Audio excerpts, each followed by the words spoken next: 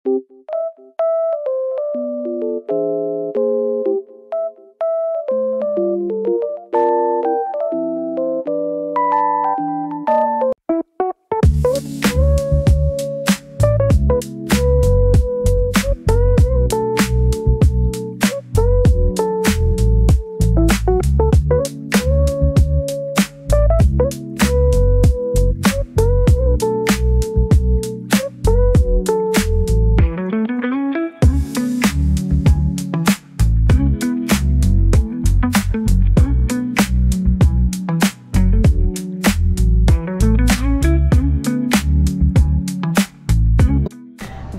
morning guys! So I'm currently here sa may Trinoma kasi nag-train lang ako. Galing kasi ako ng Makati, tapos ayun, pumunta ako ng Guadalupe kasi meron akong meeting na ginawa. And wala naman ako masyadong agenda dito sa Trinoma. Just so pinakailangan ko lang bumili since magluluto din naman ako ng tanghalian namin ni El na may sabaw. By the way, hindi ko alam kung day off ni El or ano, pero kasi dapat meron kaming alis dapat ngayon, meron kaming Pampanga trip. Yun nga lang, hindi siya natuloy. Gawa nga ng si El ay merong sakit. So yun, saan ba yung, hanapin ko lang kung saan yung, wait lang, itanong natin. Minsan yung ano, supermarket. Okay, so pasok daw sa landmark yan. It's either pork or chicken yung bibilin ko dito sa may Landmark Supermarket. And time is, ayun, 11:24 a.m. At today is Sunday pala. Nasabi ko na ba kanina? Hindi pa ata. Pero ayun, today is Sunday, Father's Day. So walang ganap sa bahay, walang ganap sa Taguig, just an ordinary day. Kasi busy ako. Dami kong ginagawa. Hindi ko may isipin. Pero bala na sila kung maghahanda sila sa bahay or kung ano man ang gusto nilang gawin for this Father's Day Sunday. Pero ako kailangan ko munang mag-quick grocery. Grabe guys yung workload ko for this day. Kasi anong oras na ako nakauwi. Nag-chill nights pa kami nila Abby. Natapos kami mga 4 or 5 na ako nakauwi. Tapos nagising ako mga around 8. Pero dapat talaga ang meeting ko is 1. Yun nga lang kasi biglang hindi nag-alarm eh. Nagising ako dahil sobrang lamig. Kahit nakakumot na ako, sobra pa rin talagang lamig. Kaya ayun, nagising na lang din ako. And thankfully, na-move ng morning yung aking meeting. Bago tayo pumunta sa bilihan ng chicken, wait lang, bili muna ako ng, ganitong sile po ako. Tapos ano pa bang sahog sa, tinola. Wait lang, meron dito. Ano ba kukunin natin for tinola? Ito, upo.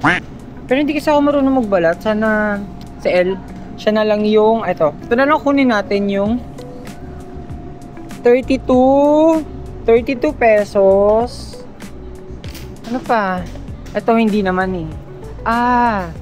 Kuha tayo ng kalamansi. Wait lang, saan pa? Konti lang kasi hindi naman namin masyadong, baka hindi namin masyadong makonsume. Pero ayan, ito 55 pesos. Diba, ito, meron din dito mga mushrooms. Ayan, lettuce, ito. Red bell pepper ba? Ayan. Pero hindi kailangan ng red bell pepper. Carrots, hindi rin. Malunggay! Wait lang, may malunggay ba? Wale! My ultimate favorite, ito mga, yan, cook ham. Masarap to guys, ito. Yan, yung mga prosciutto, tapos ito copa, masarap din to. Ano ba? Ito madalas. Kapag kasi, tapos ito, yung mga cocktail Hungarians, ayan. Ito hihiwain na maliliit, pero ito, hihiwain lang siya sa gitna, tapos lalagyan ng toothpick. Ito namang salami. Ayun, nilalagyan lang siya ng ganyan, as is lang, ipapatong lang sa charcuterie board ng ganyan. Tapos ito, tinutupi, tapos tinutusukan ng toothpick.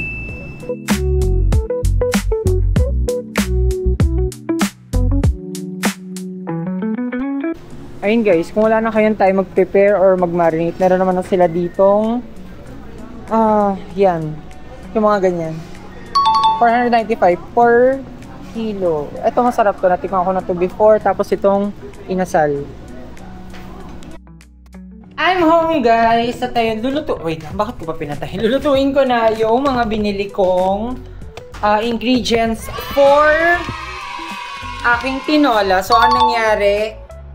Kinuha ko lang yung mga essentials na dapat kunin dun sa grocery. Tapos, pagsakay ko ng tricycle, dun ko na lang binili yung sibuyas, yung bawang. Pero baka lumabas din ako kasi walang, by the way guys, ito na nga pala yung chicken na binili ko. Baka lumabas din ako later kasi kailangan ko ng sayote, kailangan ko ng malunggay. Ayun, kulang-kulang 250 pesos yung pinamili ko sa chicken. Tapos yung ibang, ay si Elo, gising na, hindi na tumakas. Ayun. Pagtatago ko eh. Pero guys, time-lapse lang muna kasi matagal lutuin ito eh. Maghiwa pa ako ng mga sibuyas at saka bawang.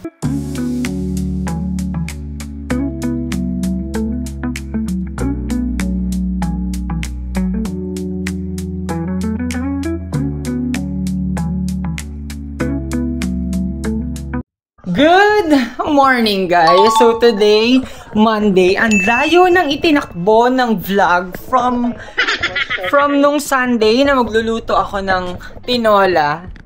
Ngayon na lang ulit ako nakahawak ng cam kasi kahapon Monday, medyo, wait lang, samba.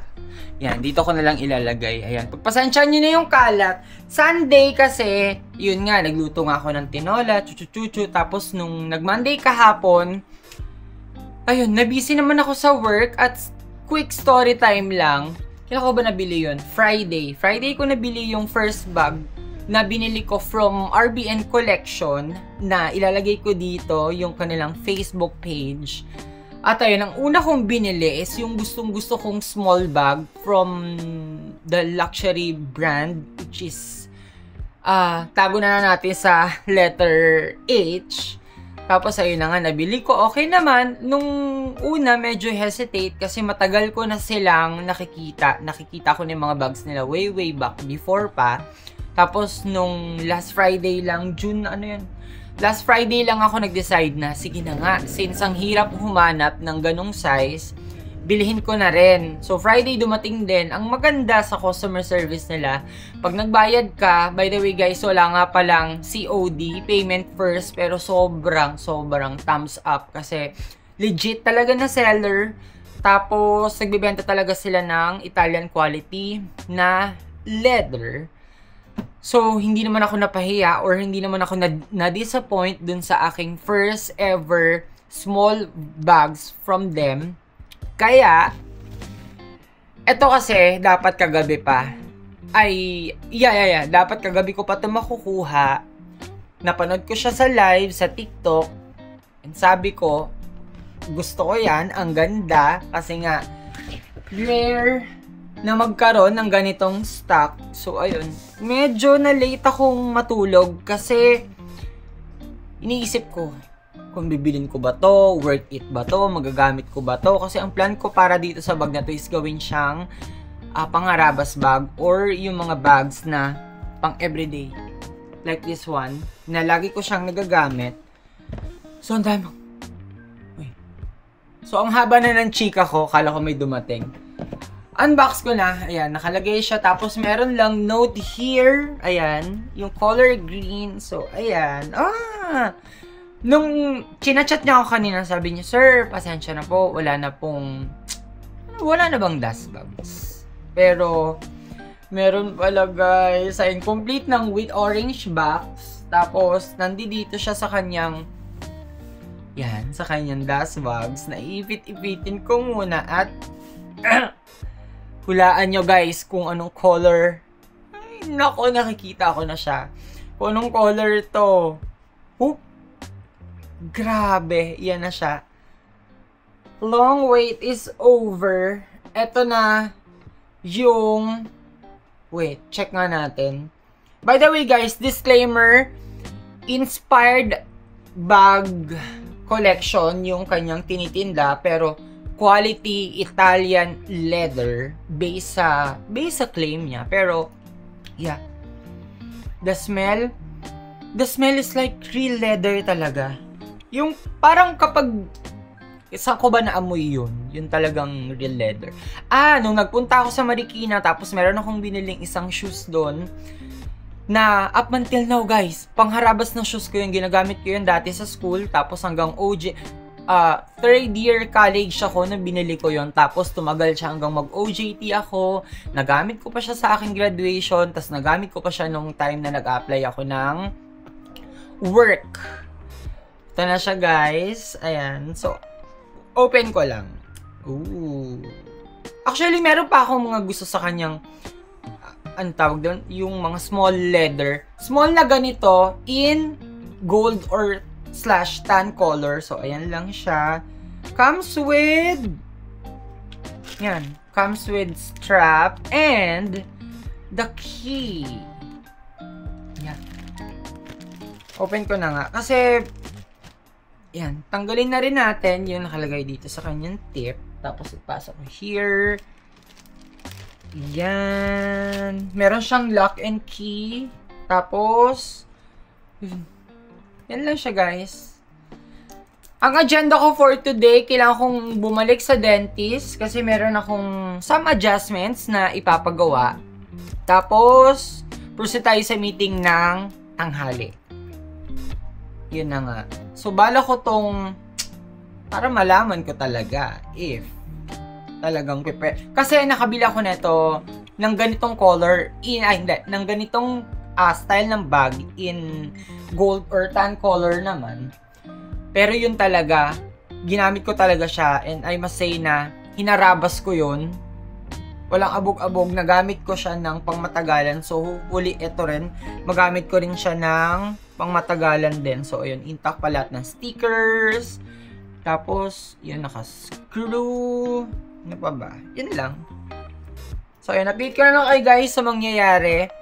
At sana kasya yung aking camera. Pero kung hindi man magkakasya si aking cam, I'm planning na tanggalin na lang yung pinaka-tripod para yung maliit na lang na Insta360 Ace Pro yung aking hawak-hawak. Pero mas convenient kasi kapag merong tripod.